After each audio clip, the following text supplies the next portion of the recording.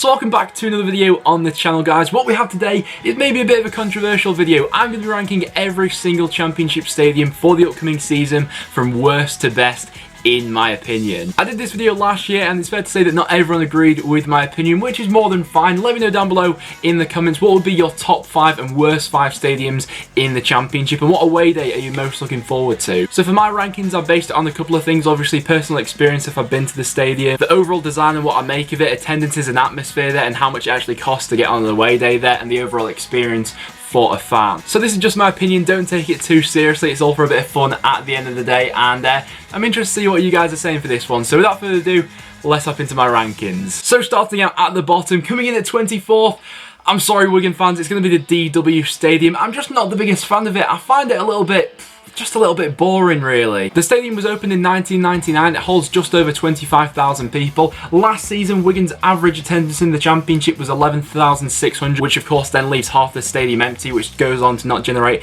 the best of atmospheres there. Wigan also share it with the rugby team, which can have an effect on the pitch now and again. And basing it off personal experience, I've just not really enjoyed many away trips to Wigan. A couple seasons ago, there was a really bland 0-0 draw there. Preston missed a penalty. It just wasn't a good day out. And then last season, towards the end of the season, we lost there as well. So I'm probably basing that on a bit of personal experience there. I'm just not the biggest fan of the stadium. Then coming in at 23rd, we are going to have Oakwell, home of Barnsley, who have just been promoted back up to the championship. The ground itself dates back to 1888, however it was renovated around about the 90s. It holds just over 23,000 fans. Last season in League One, Barnsley were averaging around about 12,500. It's a bit of a weird stadium because it does have a bit of uniqueness about it. You know, all the stands are quite different, so it does have those sort of certain quirks to it. The nicest stand there will probably be the East stand, where they got the 2 tiers. I think for away fans, if you go and sell out the North stand, I think that has a capacity of over 6,000 fans there, you'll have an absolutely booming away day. But the stadium itself is just a bit of a weird one, really. All the stands sort of don't necessarily like fit into each other. I think the West stand could be doing some renovation as well. So overall, it's not the worst ground in the world, but not my favourite in the championship. In at 22nd, we're going to have the Madejski, home of Reading. It's the first of the sort of bowl stadiums appearing on this list, and just a little bit, you know, a little bit boring. A lot of clubs have gone for that design pattern if they do have a fairly modern stadium, and it just sort of lacks any sort of uniqueness or character to it. The stadium was built in 1998 and holds just over 24,000 people. Last season, Reading had an average attendance of just shy of 15,000. It's not awful for a modern stadium, I'm just not really the biggest fan of it, and I don't think its location is the best for an away day either. In the 21st, we've got the smallest stadium in the championship this season, Kenilworth Road of Luton Town. I know what you may be thinking looking at this ground. Is it quite run down? Yes. Is it quite tacky in some places? Yes. It's small and some parts look like it's fallen apart, but I don't know why, I quite like it, and I'm really looking forward to Luton away this season. It's just got something different about it. It's got that sense of uniqueness, and they're actually planning to redevelop the ground. And by the way, the plans for the new Luton ground look absolutely mad. Like, that's going to be a mad stadium when that's built. But this one's just got a bit of a charm about it. I think a lot of people will be surprised by how good this away day is going to be. It's going to be packed every week with how small it is. It holds just over 10,000 people. The ground itself was opened in 1905. And I think people will be surprised by how much they enjoy Luton next season. In at 20th, we have the Den, home of Millwall. I'm a bit mixed about what I make of the Den, really. The stadium was opened in 1992. It holds just over 20,000 people. Last season, they had an average attendance there of around about 13,500. I think there's a good atmosphere at Millwall, especially when they are on top. This is Preston's first away day of this upcoming season as well. The only thing that brings it down for me is it's just a little bit bland, really. Each stand is quite similar with the 2 tiers on each side, and they are one of the clubs in the league which does have goal music. If you've been watching the channel for a while, you'll know my opinions on goal music. In fairness to Millwall, they are one of the clubs who sort of gets away with it because the song they play, you know, has a connection to them. But even so, I'm never going to be a fan of goal music. Coming in at 19th, we have the KCOM, home of Hull City. It's another one of those sort of bowl-shaped stadiums, a fairly modern one. The stadium was opened in 2002. It holds just over 25,000 people. Since Hull have been relegated back to the championship, attendances have been dwindling, obviously with fans not being happy with the ownership there. Last season, they had an average attendance of just over 12,000 fans, which didn't go on to really generate a great atmosphere. I don't mind the stadium that much. It's fairly unique in the way the roof is designed. I think because the atmosphere has been lacking there in recent times, it is one of those sort of quite generic modern stadiums that drags it down a little bit for me. Coming in at 18th, we are then going to have Loftus Road, home of Queen's Park Rangers. Now, Loftus Road has a bit of charm about it, I'm not going to lie. It's a traditional stadium. It dates back to 1904. It has a capacity of 18,439 people, and quite a unique ground in the championship. You know, you're basically on top of the person sat below you. It's really tightly compacted. I think that goes to keep the atmosphere in there, and I think it's a decent away day, really. There are things that drag the stadium down though, you know, especially if if you're sat in the restricted view part of the ground where you've either got a part of the roof or a massive pole in the way and you can't really see the pitch. A couple areas of the stadium I think could be doing with touching up a little bit, but because of its uniqueness, I don't mind it at all. In the 17th, we're going to have Griffin Park, the second smallest stadium in the Championship. I'm not going to lie, I'm a bit sad that Brentford are moving out of this one with their new stadium coming next season. I think it's got a certain charm to it. All the stands are very close to the pitch, which goes ahead and keeps the atmosphere in there. They've obviously got the old school terraces, which I think are absolutely fantastic. The ground dates back to 1904 and holds just over 12,000 people. Being one of the smaller grounds, I couldn't justify putting it much higher up than that, but I think Brentford's got a real charm about it. It's got a pub on every single corner. I think for Brentford it was the right choice to go ahead and develop a new ground and move out of it, but I think Griffin Park will be missed. Up next, we're going to have Ewood Park, home of Blackburn Rovers. A decent Championship stadium in there. I've not really got much against it. It's got 3 decent 2-tier stands in there. The stand that does let it down is probably the Riverside one. I think that's starting to look a little bit old. That could be doing with doing up a little bit. The ground holds over 31,000 people and dates back to 1882. I don't think they have goal music anymore. They used to a couple seasons ago when I went with Preston. We walked away with a 1-0 away victory last season, so we didn't get to find out if they do still have it. Rovers fans, let me know down below, do you still have goal music? I don't think they do, which probably bumps them up in my estimation a little bit from previous years. In at 15th, we're going to have the Liberty, home of Swansea City. Fairly decent for a modern stadium. The ground was opened back in 2005, holds just over 21,000 people. Last season, Swansea had an average attendance of 18,700, so they pretty much went on to fill the majority of the ground, which went to go ahead and generate a decent atmosphere. I think that Swansea are fairly good home fans. I don't have too many complaints about this one. I think it's a fairly fresh modern stadium. The only criticism I could have, it doesn't have that much history behind it, and it's in that sort of standard ball shape which a lot of people go for these days. In at 14th, we're going to have St Andrews, home of Birmingham City. A decent away day to go on Birmingham. I've been there a couple of times. The stadium itself dates back to 1906, however it was renovated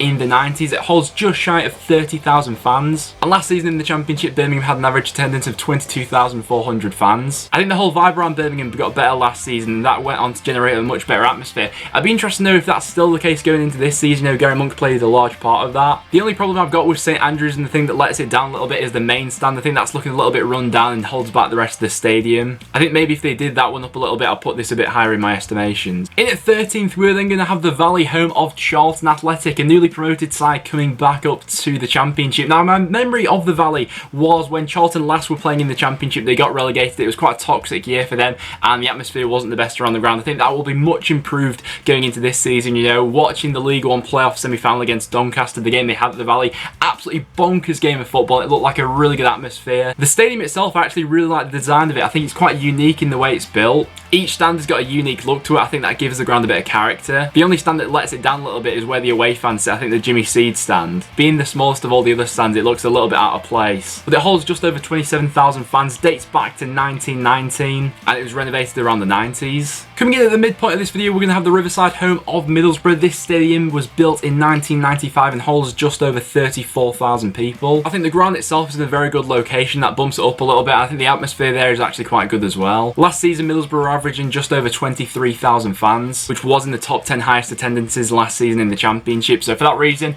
I'll throw Middlesbrough in at the midpoint. Up next, we're going to have the Bet365 Stadium, home of Stoke City. I'm not the biggest fan in the world in the fact that it is named after a betting company. I think that does drag it down a little bit. Formerly known as the Britannia, though, it was opened in 1977 and holds just over 30,000 fans. Stoke used to have the accolade of, I think, the highest average decibels of home fans in the Premier League. That was a few years ago now, but nevertheless, I do find it a decent stadium. I think it does have that sense of uniqueness that a lot of modern stadiums lack. I do think it's a decent away day as well. But moving on into the top 10 best stadiums in the Championship, coming in at number 10, we are going to have Deepdale. Am I being a biased Preston fan? Yes, you can call me out for it in the comments down below. I don't care, this is my opinion, and Preston has to make it into the top 10. For me, I just love it. The ground dates back to 1875 and is one of the most historic ones in the Championship. It holds just over 23,000 people. Each stand has got its own uniqueness in the fact that it's got the face of a club legend on it, the Sir Tom Finney stand, Alan Kelly, and the Bill Shankly Cop, as well as the Invincible stand, the newest one built at Deepdale. There are some factors that does let it down, I'm not going to lie about that. You know, is the atmosphere at Deepdale the best in the Championship? No, it's not. You know, it's not in the top 10 for the best attendances or atmospheres, I'm not going to lie about that. But interestingly enough, Deepdale was actually voted as the best away day for Championship fans last season, and I mean,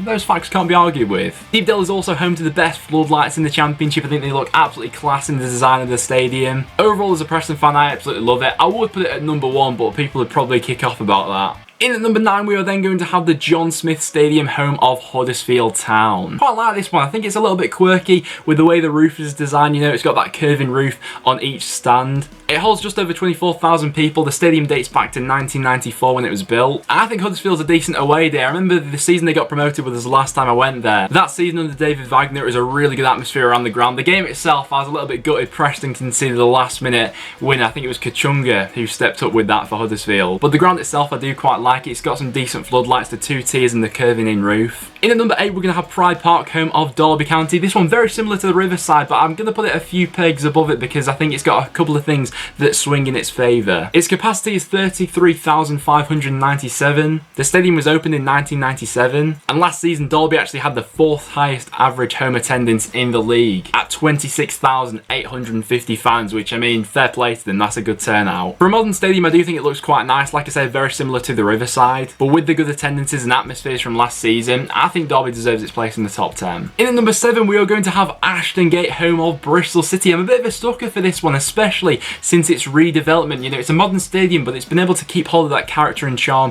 that the old ground had. It holds just shy of 28,000 fans. The ground itself dates back to 1887, and I just think it's got a really fresh look to it. I think it's in a great location. They're continuing to develop stuff around the stadium. As a Preston fan in recent years, I'm always going to enjoy a game against Bristol City as well. But I think off the field, especially with a lot of their marketing and the redevelopment of the new stadium, I think that Bristol City are going in the right direction at the moment, and I think fairly so. Their stadium ranks 7th for me. At number 6, we're going to have the Cardiff City Stadium. It holds just over 33,000 fans, this one being one of the most recent stadiums built in the league. What I like about the ground though was after the 2012 expansion of it, that adds a little bit more character to it, having that double tier on one side. I think especially during their promotion season, they had a really good atmosphere going. And despite being one of those sort of modern stadiums, which I'm not normally the biggest fan of, I think that this one still remains to have that little bit of character about it, and that individuality with its unique look compared to some of the other grounds. In at number 5, we are then going to have the Hawthorns, home of West Brom. Despite Preston getting absolutely battered when we went there last season, I actually quite enjoyed the away day. It was Gentry Day, and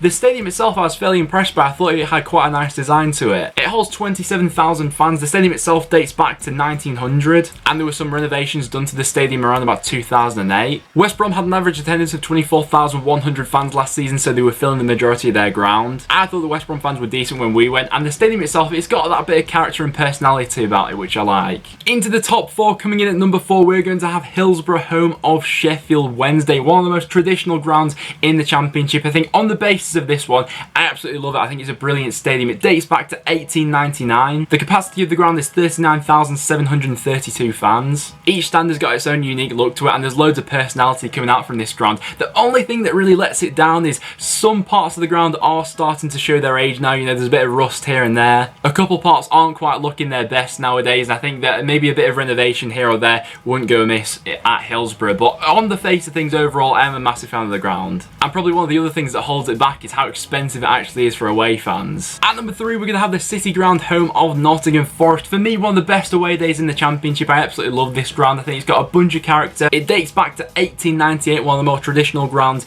in the league, which I absolutely love about it. It holds over 30,000 fans. In the past couple of seasons, I think that Forest have made a good effort at really improving the atmosphere around the club as well. Its location next to the River Trent is absolutely fantastic. The stadium itself, I think, is in a brilliant place. On the match day when it's full, I think it's one of the best away days in the league, and I'm really looking forward to it this season. In at number 2, we are going to have Craven Cottage, home of Fulham. The design of this stadium, I absolutely love it. I think the ground's in a brilliant location. The stadium dates back to 1896. I absolutely love the uniqueness of it. It holds around 26,000 fans. That was one of the reasons I was fairly happy to see Fulham that were relegated in the end, because I'm looking forward to going to Fulham away. A couple of things do bring it down from the number 1 spot. You know, the fact that there's a neutral end there. I'm not sure if that's continuing into this season in the Championship, but I mean, that's a little bit tin pot. But focusing on the stadium itself, I think it's got a real charm to it. The design of the roof is absolutely fantastic. I like the floodlights, and for me, that's going to be one of the best away days in the Championship, and it just misses out on that number 1 spot. So fair play if you have made it this far into the video. You probably guessed by now, coming in at number 1 is going to be Elland Road of Leeds United. I know everyone sort of takes the mick out of Leeds fans and everything like that, but